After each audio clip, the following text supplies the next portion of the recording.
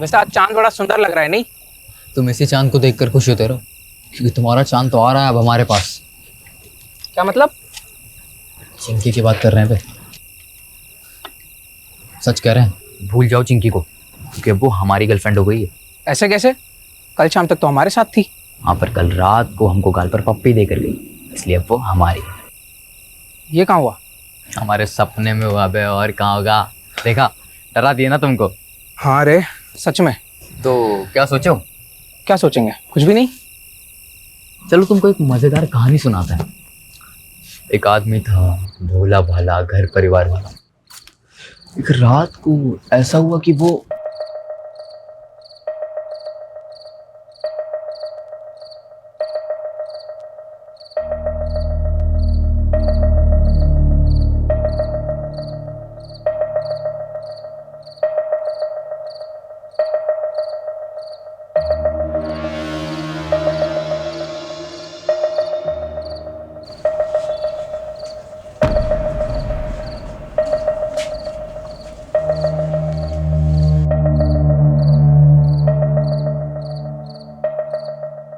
शमीम, ये इतनी रात को कहाँ जा रहे हैं? तुम सो जाओ ज़ेबा, जल्दी ही आ जाऊंगा। और इस थैले में क्या है? पानी की बोतल है, और क्या है। ज्यादा सवाल मत करो ज़ेबा, जल्दी ही आ जाऊंगा, तुम चुपचाप सो जाओ।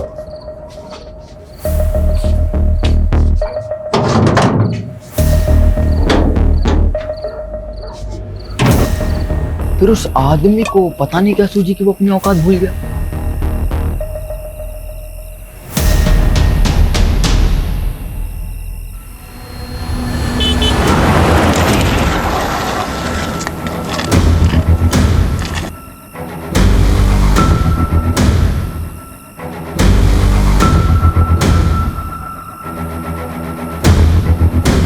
फिर क्या हुआ? फिर वही हुआ जो नहीं होना चाहिए था। क्या मतलब?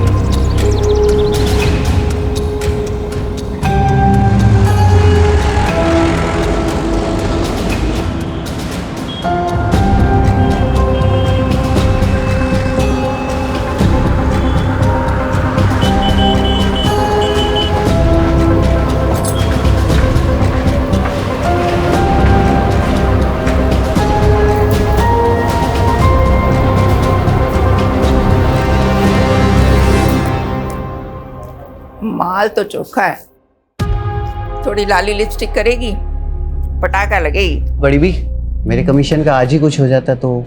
गुड्डू, जी बड़ी भी। इस कुत्ते का मुंह बंद कर, पैसे ठूस कर।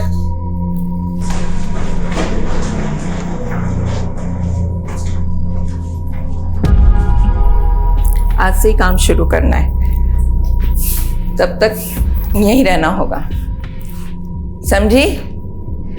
मुंह में जबान नहीं है क्या? भूख लगी है? खाना नहीं खाएगी तो रात भर कैसे टिकेगी? मैं खाना भिजवाती हूँ तुम्हारे लिए। लड़की, ए लड़की, चल बड़ी भी, एकदम चुप। क्या हो गया?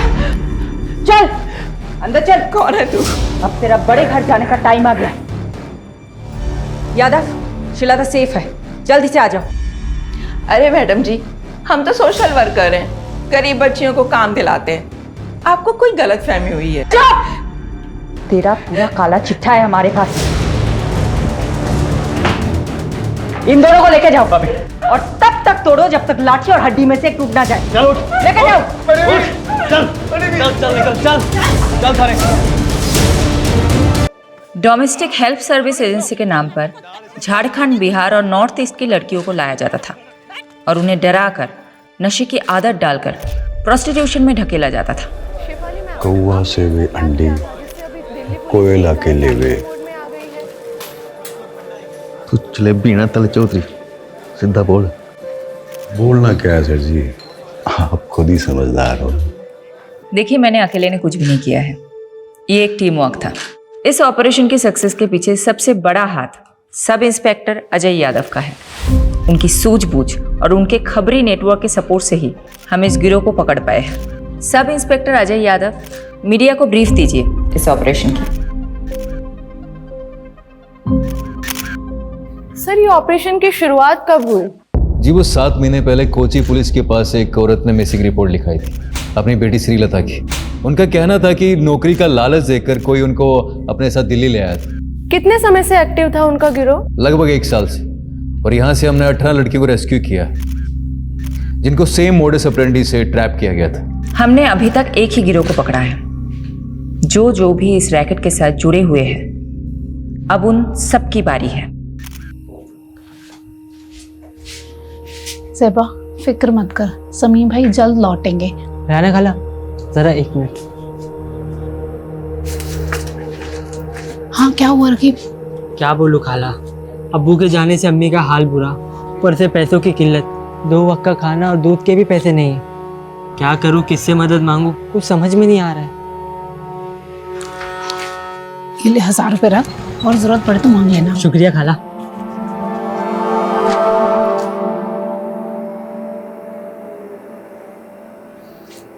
अजीज, शमीम का कुछ पता चला क्या? पुलिस ने कहा है कि वो पता लगाएगी शमीम का। वैसे मुझे नहीं लगता वो लोग कुछ करेंगे।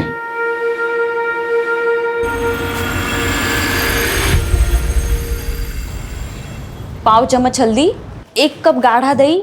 दिखाइए तो क्या क्या लिखा। ये देखो। अरे मैडम, ये क्या लिख दिया आपने?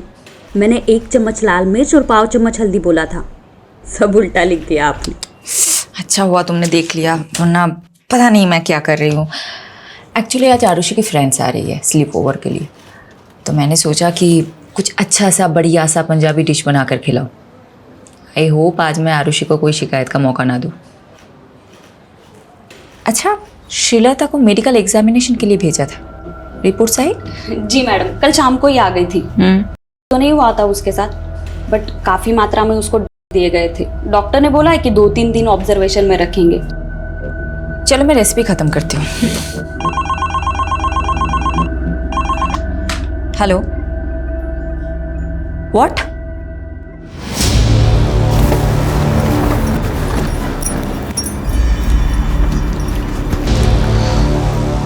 जय हिंद मैम।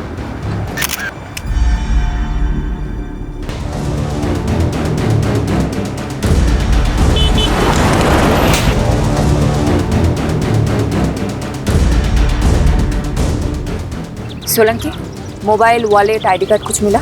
नहीं मैडम जी। सोलंकी, पोस्टमार्टम के लिए गाड़ी को बुलाया कि नहीं? हाँ बोला सर। बोल दिया ना? दी, देखो मैंने लाइट ऑन कर दी, कैसा लग रहा है? वेरी गुड रोहन, जब तू बड़ा होगा तेरे फ्रेंड स्लीप ओवर के लिए आएगा ना, मैं भी चुपचाप लिविंग रूम में चली जाऊंगी। Living room? मैं तो जाऊँ लिविंग रूम में? एक ही रात की तो बात है रोहन। मैंने इतनी मेहनत की हमारा रूम साफ करने में, मैं नहीं जाऊंगा कहीं भी। ए चैंप, तू एक काम कर, तू ना मेरे रूम में आ जा।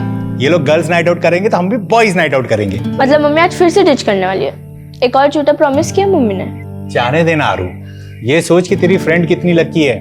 अगर तेरी मॉम होती तो वो फिर से नई पंजाबी डिश ट्राई करती और हम लोगों को खिलाती, और हमें भी छोटी मोटी तारीफ करनी पड़ती। अभी एक काम करते, तुम लोगों का रूम फिर से सेट करते।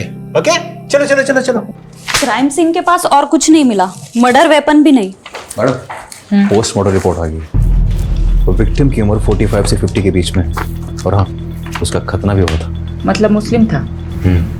और बॉडी पे 10 से ज्यादा घाव थे, और घाव को देख के ऐसा लगता है जैसे तेजदार शूले से किए गए। मर्डर कब हुआ होगा? बॉडी तो काफी सड़ चुकी है, देख के लगता है 4 से 5 दिन तो हो ही होंगे। मैडम, एक काम करता हूँ, विक्टिम के डिस्क्रिप्शन से मेल खाती हुई मिसिंग रिपोर्ट में आसपास के थाने में चेक करवाता हूँ। वैसे मैडम, मैं एक बात बताना भूल गई। हाँ? हॉस्पिटल से कॉल आया था। श्रीलता की हालत अब काफी बेहतर है। 1-2 दिन में डिस्चार्ज मिल जाएगा और परसों की ट्रेन है उसकी। पारुल एक काम करना, कल तुम श्रीलता से मिलना। और ये लो, इस पैसों से उसे एक मोबाइल खरीद देना। और परसों तुम खुद जाना उसे स्टेशन छोड़ने। ओके? शेल्टर होम की केयरटेकर जाने वाली मैडम। फिर भी जाना है तुम्हें। यादव सर ना सही कहते, आप हर केस को काफी पर्सनली क्यों ले लेते हो? जब तुम खुद माँ बनोगी तब समझ जाओगी। मैडम, किस्मत साथ दे रही है हमारा इस केस में। ओके, विक्टिम की डिस्क्रिप्शन से मेल खाती हुई मिसिंग रिपोर्ट हमें मिल गई। डिटेल्स बताना। डिटेल्स मैम, 6 दिन पहले नॉर्थ दिल्ली के निर्मल नगर थाने में शमीम खान नाम के एक आदमी की मिसिंग रिपोर्ट लिखाई गई थी। उम्र 45 साल, बीवी और बच्चे के साथ रहता था। बीवी और बच्चे का नाम क्या है? बीवी का नाम ज़ेबा है और बच्चे का नाम रकीब।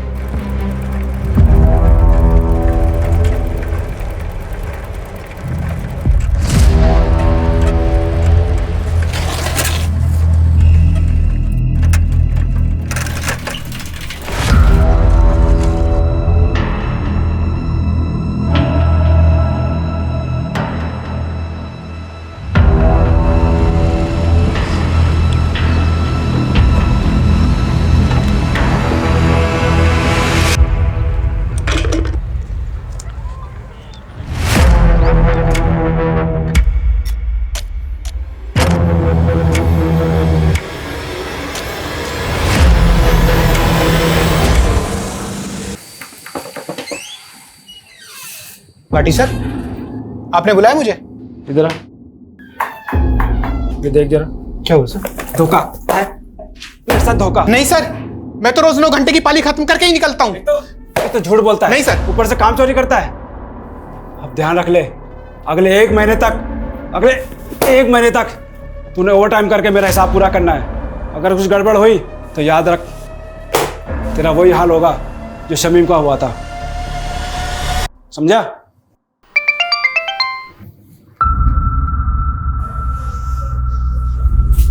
ये क्या है?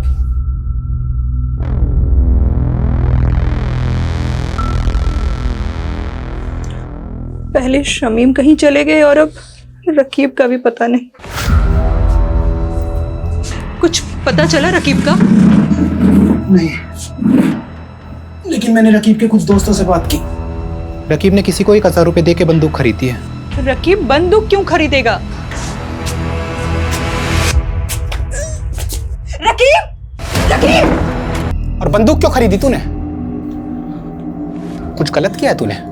कहीं इन सब का ताल्लुक शमीम भाई के गायब होने से तो नहीं है?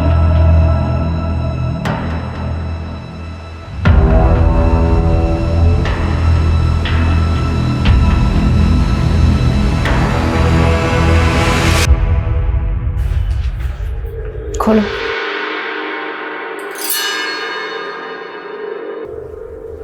नहीं, ये मेरे शौहर नहीं है। ये शमीम भाई नहीं है मैडम। लाश पे ये कपड़े थे।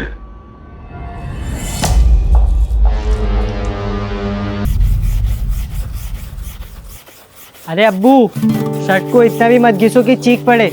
शर्ट चीखेगी नहीं बेटा, चमक उठेगी। ये देख, तेरे बाप के हाथों का कमाल। एक शर्ट पूरे 5 साल चलाता हूँ, समझा? और मेरे इसी बचत के पैसों से तू हर 5 महीने में नई शर्ट खरीद पाता है।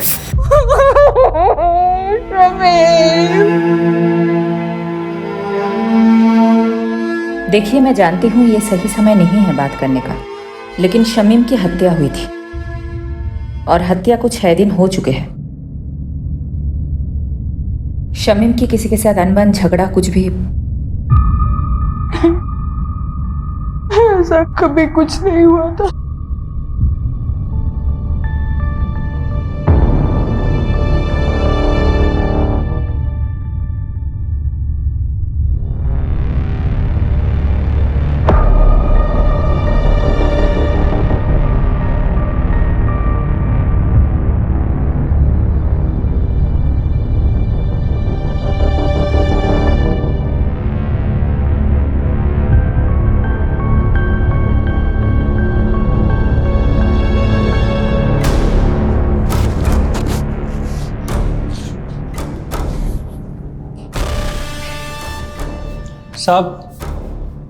साहब वो बड़े साहब से मिलना था।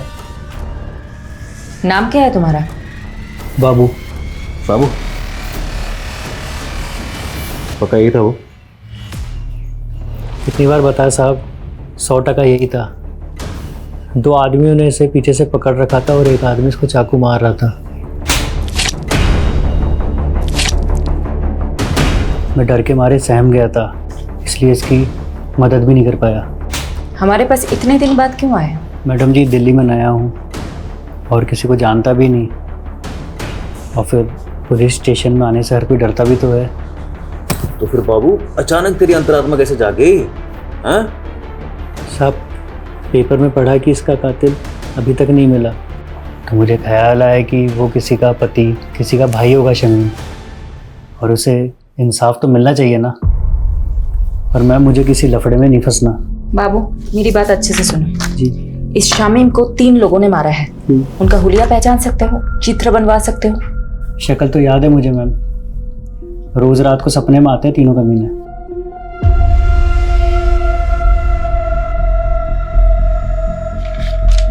हाँ साहब, वो बहू यही तीनों थे। दीजिए यादव, सभी पुलिस स्टेशन में तीनों के स्केचेस थे। एक भी मिल गया तो बाकी 2 अपने आप हाथ लग जाएंगे। मैं ये स्केचेस शमीम की फैमिली को दिखाती हूँ।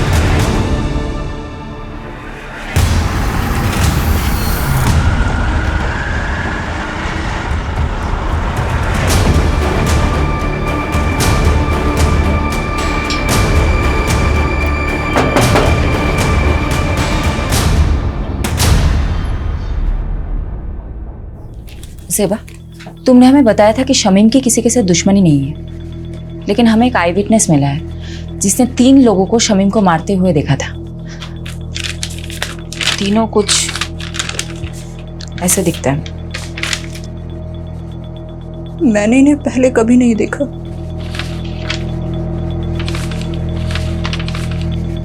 जिस रात शमीम गए थे तभी मुझे अजीब लग रहा था। मैंने उनसे पूछा भी था, ये इतनी रात को कहाँ जा रहे हैं? ज्यादा सवाल मत करो सेबा, जल्दी ही आ जाऊंगा, तुम चुपचाप सो जाओ।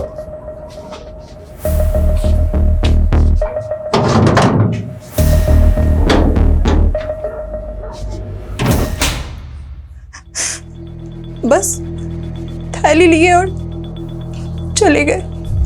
मैडम, ये बात मिसिंग रिपोर्ट में नहीं थी और ना ही कोई ऐसा बैग मिला क्राइम सीन पे।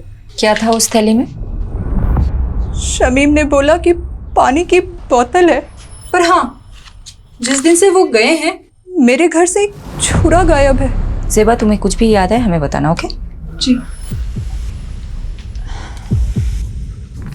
राकीब, तुम हमें कुछ बताना चाहते हो?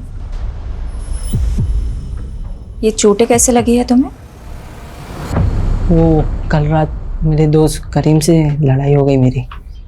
शमीम घर से छुरा लेके निकला था, कहीं ऐसा तो नहीं शिकारी खुद ही किसी का शिकार हो गया? हो सकता है मैडम। वैसे राकीब का घाव देखकर मुझे तो लगा कि वो जरूर कुछ ना कुछ जानता होगा। सख्ती से पूछे क्या? नहीं नहीं, माइनर है, कोई और तरीका आजमाना होगा। यादव कहाँ है? बोल तो रहे थे कि यही आएंगे, पूछती हूँ। काट दिया, कोई और एंगल टटोल रहा होगा। यही तो करता है वो। ये क्या? शमीन खान आपकी फैक्ट्री का वर्कर था। इन तीनों में से किसी एक ने उसको मारा हो सकता है। तो इन तीनों में से आपकी फैक्ट्री का कोई था, आप जानते होंगे? 150 वर्कर है मेरी फैक्ट्री में। सबकी शक्ल ना मुझे याद रहती है ना मुझे याद रखनी है। कहीं ऐसा तो नहीं आपने इन तीनों लोगों को शमीम खान को मारने की सुपारी दी थी? मैंने तो ऐसा भी सुना है कि आप अपने फैक्ट्रीज के वर्कर्स को मारते भी हैं। ए इंस्पेक्टर, ज्यादा मत उड़। तू जानता नहीं मैं कौन हूं। पुलिस वाले को तो होश देता है, हाँ? बहुत आकड़ है ना तेरे में, आज सब निकालता हूं। चल चल।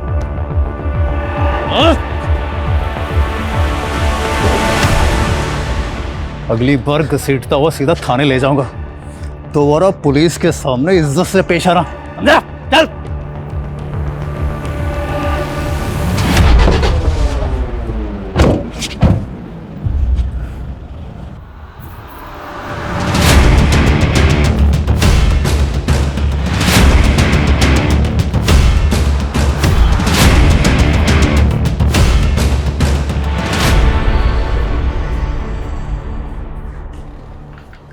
श्रीलता की रात की ट्रेन है ना?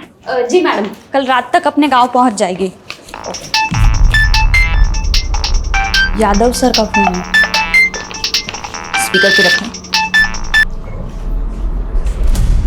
हेलो सर, कहाँ हो आप? शमीम जिस फैक्ट्री में काम करता था वहीं गया था पूछताछ करने के लिए। पर पारुल एक काम करना, अभी मैडम को मत बताना। यादव, फोन स्पीकर पे है। सॉरी मैडम, वो मैं पूरी इन्वेस्टिगेशन होने के बाद आपको बताना चाहता था। क्या बोलूं तुमको? Okay.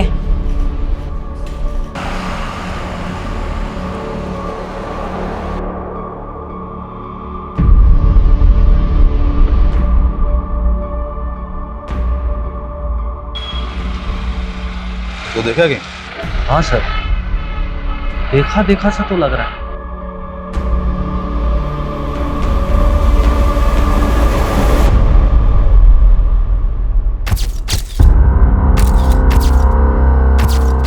Meenakshi,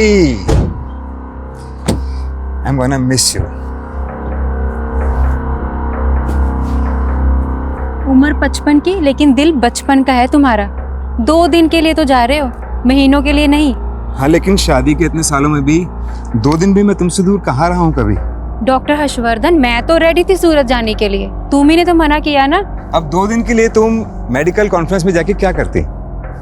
next month Mauritius में एक मेडिकल सेमिनार है, उसमें चलेंगे ना साथ? ठीक है, चल बाय।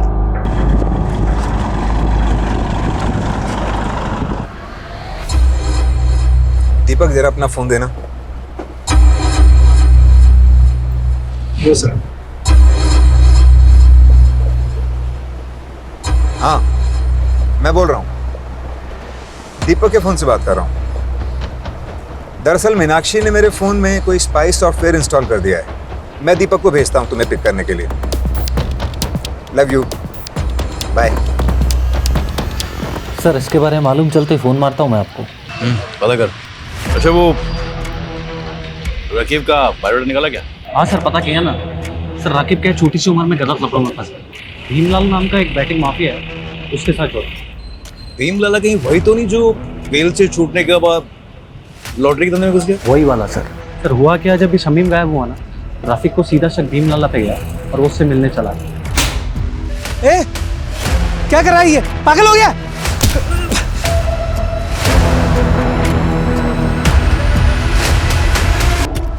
मार खा के आ गया। सब मेरी गलती, मेरी वजह से अब्बू की जान गई। मुझे ऑनलाइन गेम की लत लग गई थी, जिसमें आप बहुत सारे पैसे कमा सकते हो।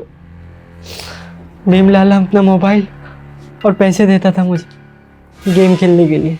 ज़्यादा पैसे कमाने की लालच में 2 लाख रुपए कर्ज हो गए मुझ पर। भीमलाला पैसों की वसूली के लिए हमारे पीछे पड़ गया था। उस दौरान अब्बू अजीज अंकल के साथ बिजनेस शुरू करने का प्लान बना रहे थे। अजीज अंकल के दिए हुए 60,000 रुपये मैंने चुरा लिए और भीमलाला को दे दिए। बस, बाकी के 1,40,000 कब देगा? वही ब्याज के साथ? दे दूंगा, जल्दी दे दूंगा।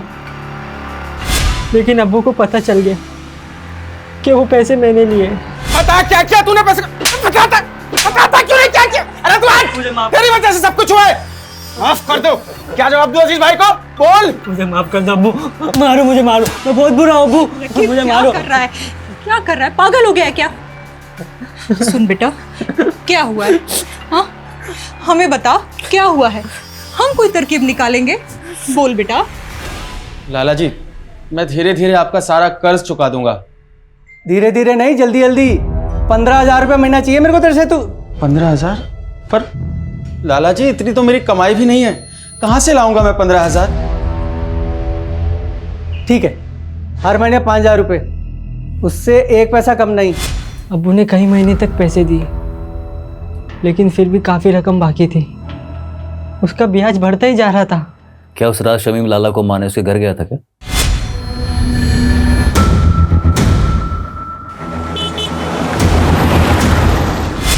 ताकि उसका कर्ज ना चुकाना पड़े? लगता तो ऐसे ही है मुझे, इसलिए मैं लाला से अब्बू की मौत का बदला लेना चाहता था। यादव, यादव, बस करो। कितना मारोगे? मर जाएगा ये।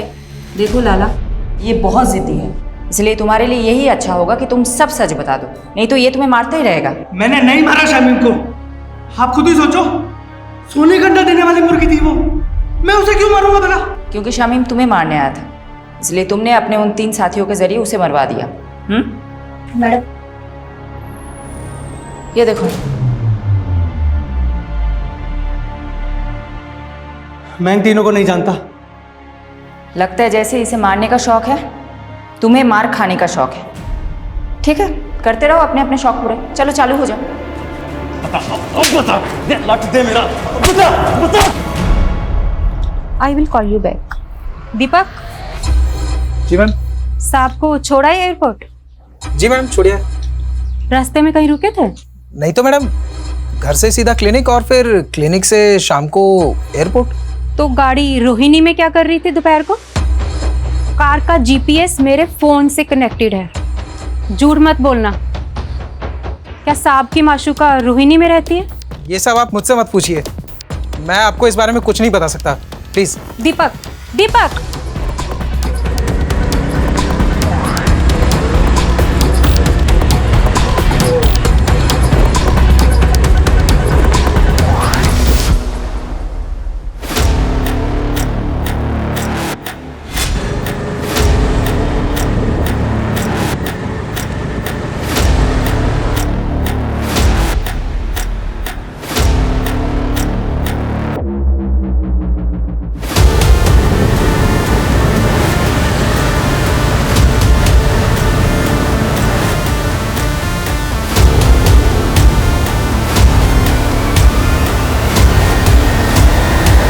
मैडम जी, हम गंगा मैया की कसम खा के कहते हैं, हमने किसी शमीम को नहीं मारा। झूठ मत बोल। हमारे पास चश्मदीद गवाह है जिसने तुझे शमीम का मर्डर करते हुए देखा है, और तेरे साथ ये दोनों थे। कौन है ये दोनों? मैं नहीं जानता मैडम, और जब हमने खून ही नहीं किया है तो देखा किसने? सपने में। गुनाह कबूल करने में जितना टाइम लगाएगा ना, तेरे लिए मुश्किल उतनी बढ़ती जाएगी। मैडम जी, हम रिक्शा चलाकर गुजारा करते हैं और हमने आज तक कोई गलत काम नहीं किया है, और आप तो हम पे सीधा मर्डर का आरोप लगा रहे हैं। मैडम,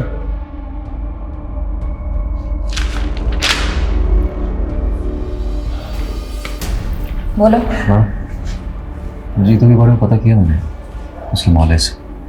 काफ़ी शरीफ आदमी है, कोई क्रिमिनल रिकॉर्ड भी नहीं है इसे। हो सकता है ये मर्डर से डेब्यू किया हो। इसे थोड़ी अपनी वाली ट्रीटमेंट दो, शायद सच उगल दे। तो मैं पारुल को बोलती हूँ, शहर के सारे पुलिस स्टेशन में पता करे जीतू का कोई क्रिमिनल रिकॉर्ड है या नहीं।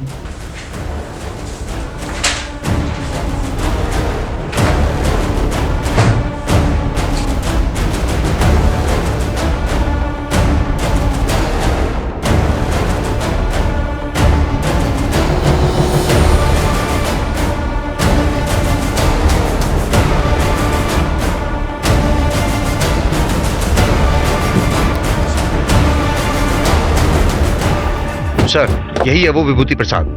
अरे कुछ नहीं किया तूने, वैसे घुमाने लेके जा रहे हैं। मैंने क्या किया साहब? लेके चल इसको। मुझे कहाँ लेके जा रहे हो? लेके चल इसको। जैसी करनी वैसी भरनी।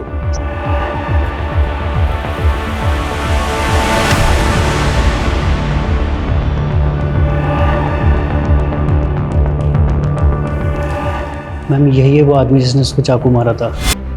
मैम वो तीसरा आदमी मिला क्या? वो भी मिल जाएगा। मैम मेरा कहीं नाम तो नहीं आएगा ना? फिक्र मत करो, तुम जा सकते हो बाबू। जी मैम। मैडम, विभूति प्रसाद एक नंबर का बदमाश आदमी है। कुछ महीनों पहले ये थाने में अपनी मिसिंग बाइक की कंप्लेंट करने आया था। सब रुकिए साहब, यही करो शुरू। सर ये झूठ बोल रहे हैं, हमने कोई बाइक चोरी नहीं की, बल्कि यही हमें परेशान करता रहता है। साहब ये एक नंबर का झूठा है साहब। क्या सबूत है तुम्हारे पास? सबूत है हमारे पास, ये देखिए। ये आप ही का बेटा है ना? हाँ सर। बुलाइए इसे। साहब ये झूठ बोल रहे हैं, इनकी बाइक रास्ते में खड़ी थी, वो तो मैंने बस साइड कर दी। बाइक तो चोरी हुई है ना, और आखिरी बार बाइक के साथ आपके लड़के को देखा गया था, इसलिए पूछताछ के लिए इसे हमें थाने ले जाना पड़ेगा। चलो। मैडम वो बाइक तो बाद में मिल गई, लेकिन कुछ दिनों बाद विभूति फिर से आया। आप मार डाला, देखिए ना, पता नहीं कौन से जन्म का बदला ले रहे हैं बाप बेटा मुझसे। ये क्या नाटक है विभूति? नाटक नहीं, अटैक हुआ मेरे पे, अटैक इसके बेटे ने किया साहब। सर ये झूठ बोल रहा है, पहले भी इसने मेरे बेटे को फंसाया, अब दोबारा फंसा रहा है मेरे बेटे को। देखिए अनिल जी, डॉक्टर ने इन्हें एग्जामिन किया है और इसीलिए हम लोग यहाँ पर आए हैं। हमें आपके बेटे से कुछ पूछताछ करनी है, बुलाइए उसे। सर वो घर पे नहीं है। आप अपना तलाशी लीजिए अंदर। वो घर पे नहीं है, मेरा यकीन कीजिए। ठीक है, वो जैसे ही घर पर आए भेजो उसे हमारे पास। जी। इन्वेस्टिगेशन से पता चला कि अनिल और उसका बेटा वाकई शरीफ आदमी है, लेकिन ये विभूति एक नंबर का सरफिरा है। ये विभूति उन लोगों को क्यों परेशान कर रहा था? दरअसल मैडम ये अनिल और उसके बेटे की जमीन हथियाना चाहता था, वो भी सस्ते दामों में, और अनिल उसे बेचना नहीं चाहता था। बस तभी उसने ये ड्रामा खेला। कौन था तेरा तीसरा साथी?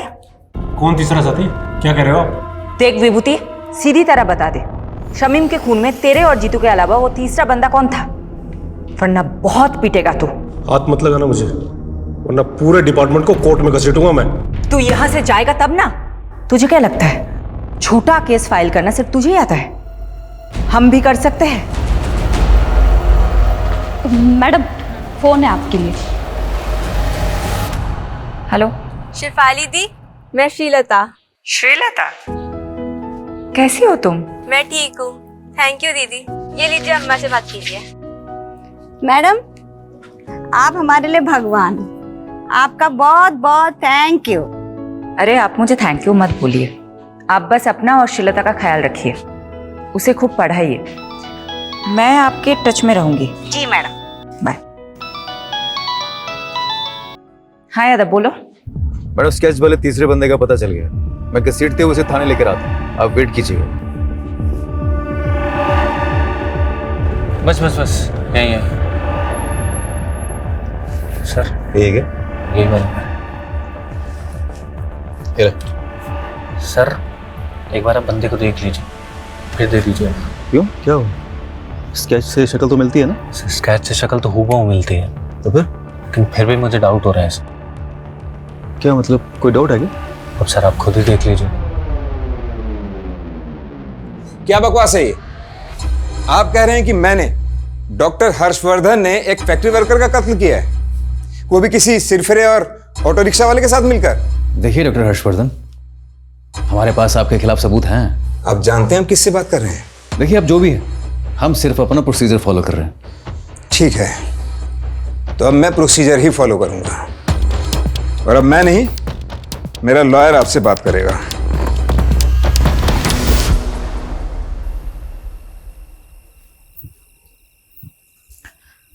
ये लो।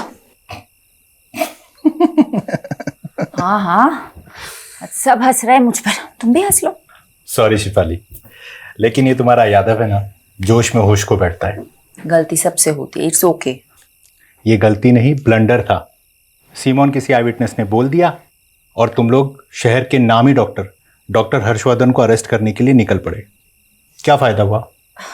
5 मिनट में उसका वकील उसकी बेल करा के चला गया। तुम वकील लोग ना कभी पुलिस की प्रॉब्लम नहीं समझोगे। तुम लोगों को मजा आता है कानून के लूप होल्स को निकाल के मुजरिम को बचाने में। तो अब तुमने ये डिसाइड कर लिया कि डॉक्टर हर्षवर्धन मुजरिम है? नहीं नहीं, मैं एक जेनरिक बात कर रही थी। देखो, डॉक्टर हर्षवर्धन को हमने पूछताछ के लिए बुलाया, उसका एक बेस था, एक आई विटनेस है जिसने सस्पेक्ट का स्केच बनवाया है। वो हुलिया बिल्कुल मैच करता है डॉक्टर हर्षवर्धन से। इस ब्लाइंड केस में ये एक ही तो स्ट्रॉन्ग पॉइंट है हमारे पास। एक सेकंड, अब मुझे समझ में आ रहा है, अब मुझे एक्चुअल में समझ में आ रहा है क्यों हम गोल गोल घूम रहे थे इस केस में। Thank you for your help. Sorry madam, मेरी वजह से आपको कमिश्नर सर से बात सुननी पड़ी। यादव, ये सब कुछ छोड़ो। पारुल, मुझे इतना बताओ, विभूति प्रसाद, ऑटो ड्राइवर जीतू और डॉक्टर हर्षवर्धन, इन तीनों के कॉल रिकॉर्ड्स चेक किए? जी मैडम, शक करने वाली कोई बात नहीं मिली। इन तीनों के बीच में कोई कम्युनिकेशन? पिछले 1 साल के कॉल रिकॉर्ड्स में तो इन लोगों की आपस में कोई बात नहीं, और ना ही इन तीनों में से किसी का फोन लोकेशन क्राइम सीन के पास मिला। नाउ थिंक, तीनों अलग अलग एरिया के लोग हैं। इन तीनों का आपस में या शमीम के साथ दूर दूर तक कोई कनेक्शन नहीं मिला। इन तीनों को शमीम से जोड़ने वाला एक ही इंसान है, बाबू। और एक खास बात, ये आई विटनेस बाबू खुद चलकर हमारे पास आया था, राइट?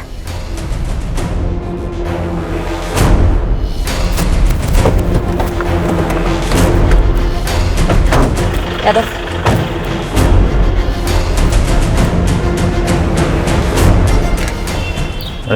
आसपास पता कर, बाबू कहाँ है?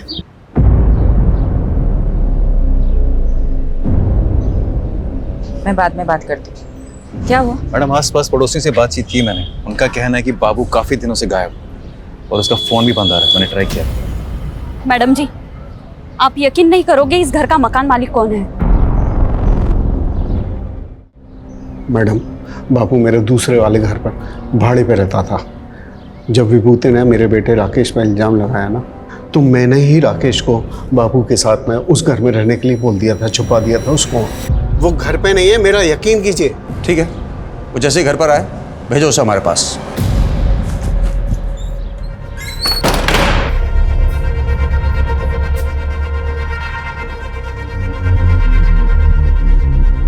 हाँ राकेश, तुम जहाँ हो वहीं रहना, तुम अभी घर मत आना। फिर मैडम, राकेश ने बाबू को विभूति के बारे में सब कुछ बता दिया कि वो कैसे हमको तंग करता था। बाबू ने हमको कहा कि वो हमारी मदद करेगा, और बाबू ने झूठी गवाही दी ताकि विभूति पर खून का इल्जाम लग जाए और आप उसे सबक सिखा सके, राइट? जी हाँ मैडम, लेकिन मैडम आप नहीं जानती कि विभूति ने हमको किस कदर तंग करके रखा हुआ था। अच्छा, ये बात बताओ, बाबू ने फोकट में मदद की तुम्हारी? जी मैडम। ये बाबू कहाँ है? मैडम पता नहीं, 3-4 दिन से घर बंद करके कहीं गायब हो गया मैडम।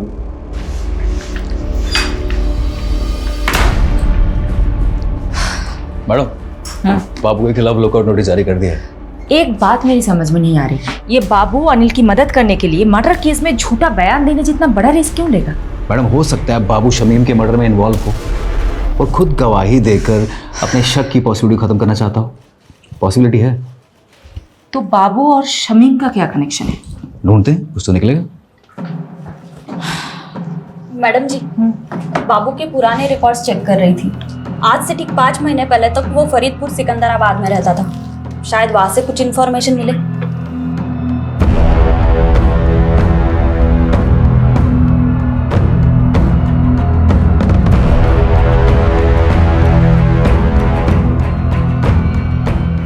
मैडम, बाबू और बिलाल इसी गांव का रहने वाला था। 16 साल की उम्र में उसने अपने दोस्त की हत्या की थी। तब से वो गांव छोड़ के फरार हो गया था। सबूत ना होने की वजह से आरोप कभी साबित ही नहीं हो पाया और आज तक ये नहीं पता चल पाया कि बाबू ने अपने दोस्त को मारा क्यों। लेकिन यादव, बाबू के पास्ट के साथ शमीम का क्या कनेक्शन है? शमीम से कोई कनेक्शन नहीं है मैडम, लेकिन रेहाना से। अजीज की बीवी रेहाना बाबू की कजन थी।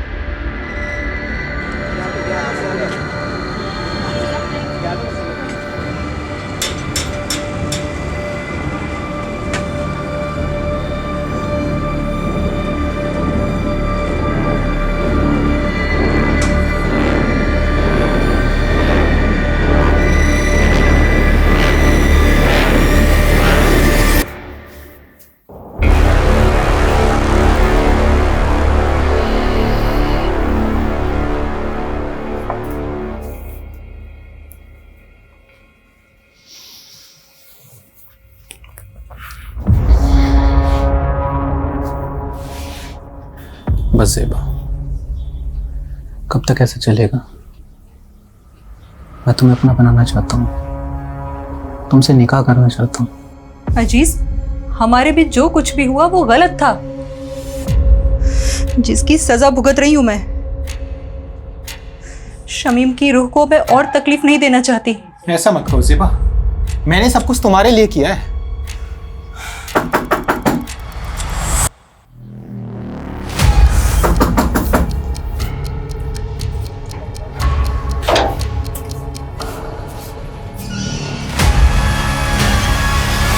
अजीज चल, अब आगे की खातिरदारी तेरी जेल में करते। मैं हमेशा से ज़ेबा को पसंद करता था। जब भीम लाला ने शमीम से पैसे हटने शुरू किए तो शमीम काफ़ी चिड़चिड़ा रहने लगा था। वो बात बात पर गुस्सा करता था। मुझे उसकी फिक्र होने लगी तो मैंने एक रोज़ ज़ेबा से बात करने का सोचा। अजीज, मेरी मुश्किलें तो ख़त्म होने का नाम ही नहीं ले रही हैं। रकीब की नादानी ने सब बर्बाद कर दिया। शमीम दिन रात काम करते हैं। मुझे कहीं ना कहीं अंदाजा था कि ये मसला पैसों का है।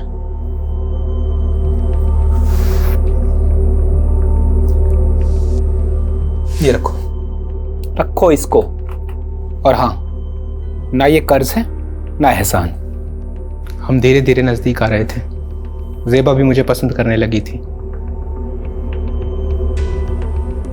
लेकिन एक दिन शमीम को सब पता चल गया।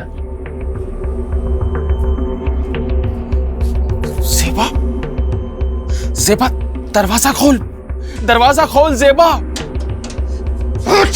अजीज, शमीम, मुझे माफ कर दीजिए, मैं आपके हाथ जोड़ती हूँ। गलती हो गई शमीम, माफ कर दीजिए, हमसे बहुत बड़ी गलती हो गई, माफ कर दीजिए शमीम। उस दिन के बाद से सब खत्म हो गया था।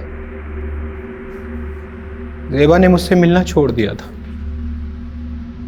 लेकिन मेरे जहन में दिन रात सोते जागते सिर्फ ज़ेबा का ही ख्याल था। तो ज़ेबा को पाने के लिए शमीम को रास्ते से हटाने का प्लान बनाया तुमने? हाँ, बाबू मेरी बीवी रेहाना के गांव का रहने वाला था। गांव में उस पर एक हाफ मर्डर का केस भी चल रहा था। मैंने उससे मदद मांगी। वो 2 लाख रुपए के बदले शमीम का काम तमाम करने को तैयार हो गया। रेहाना जानती थी इसके बारे में? नहीं, सारा प्लान मेरा और बाबू का था। प्लान के मुताबिक मैं एक दिन शमीम से मिलने गया।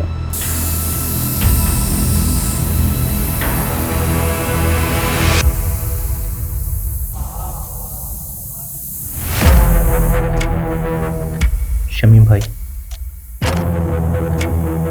मैं अपनी गलती पे बहुत शर्मिंदा हूँ, इसीलिए मैंने शहर छोड़कर हमेशा के लिए मुंबई जाने का फैसला किया है। इसके बाद मैं अपनी शक्ल आपको कभी नहीं दिखाऊंगा। बस जाने से पहले दिल खोल कर आपसे बात करना चाहता था। क्या आप मुझसे मिलने आएंगे एक बार? जरूर आऊंगा जी। मेरी तरह शमीम के मन में भी साजिश पनप रही थी। उसने जो देखा था वो भूल नहीं पा रहा था। वो भी मेरी जान का प्यासा था।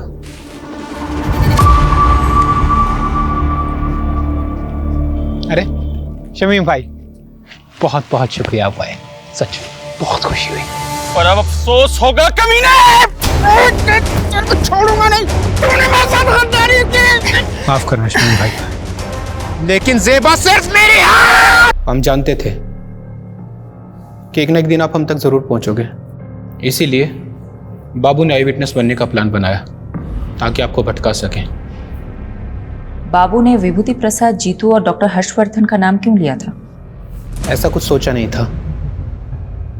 बाबू के दिमाग में जो हुलिया आया वो बयां करता चला गया। इरादा सिर्फ आपको भटकाने का था।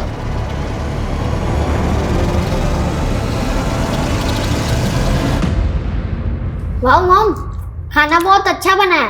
थैंक यू बेटा। यशी बेटा, अब तो कुछ खा ही नहीं रही हो, ऐसे नहीं चलेगा। ये मैंने स्पेशली तुम्हारे लिए बना, खा लो। ये लो, थोड़ा खा लो। मुझे तो लगा था हमारी शायद फ्लॉप होने वाली है, ये तो हिट हो गई।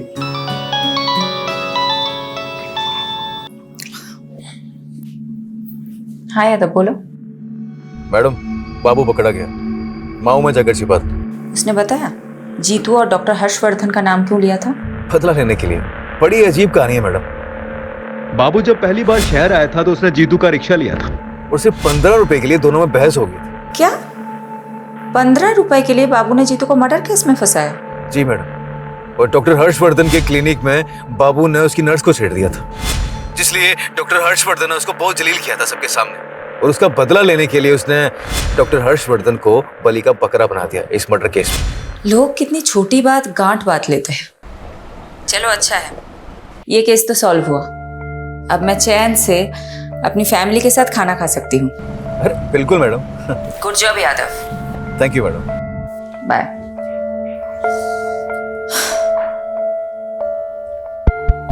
अच्छा सुनो, तुम सब कौन सी मूवी देखोगे, एक्शन या कॉमेडी? Action movie. चलो चलो खाना खत्म करते हैं, आ जाओ।